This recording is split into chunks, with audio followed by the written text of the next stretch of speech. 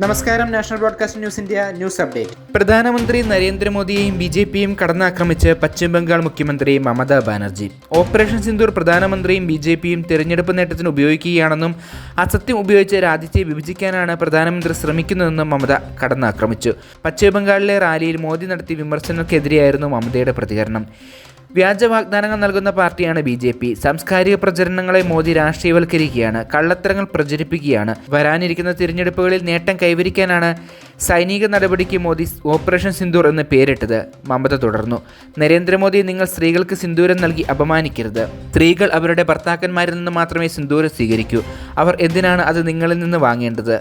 എന്തുകൊണ്ടാണ് നിങ്ങൾ ആദ്യം നിങ്ങളുടെ സ്വന്തം ഭാര്യയ്ക്ക് സിന്ദൂരം അണിയിക്കാത്തത്? മമത ചോദിച്ചു. പശ്ചിമബംഗാളിലെ തൃണമൂൽ കോൺഗ്രസ് സർക്കാരിനും മുഖ്യമന്ത്രി മമതാ ബാനർജിക്കുമെതിരെ രൂക്ഷ വിമർശനവുമായി പ്രധാനമന്ത്രി നരേന്ദ്രമോദി രംഗത്തെത്തിയിരുന്നു. അക്രമവും അഴിമതിയും നിയമരഹിതവും മൂലം സംസ്ഥാനം ജനങ്ങൾ പൊറുതിമുട്ടിയെന്നും പശ്ചിമബംഗാളിലെ ജനങ്ങൾ മാറ്റം ആഗ്രഹിക്കുന്നുവെന്നും നരേന്ദ്രമോദി പറഞ്ഞു. ബി.ജെ.പിയുടെ വികസന മോഡൽ വരാനായാണ് അവർ കാത്തിരിക്കുന്നതെന്നും മോദി പറഞ്ഞു. കൂടുതൽ വാർത്തകൾക്കായി കാത്തിരിക്കുക. National broadcasting news India.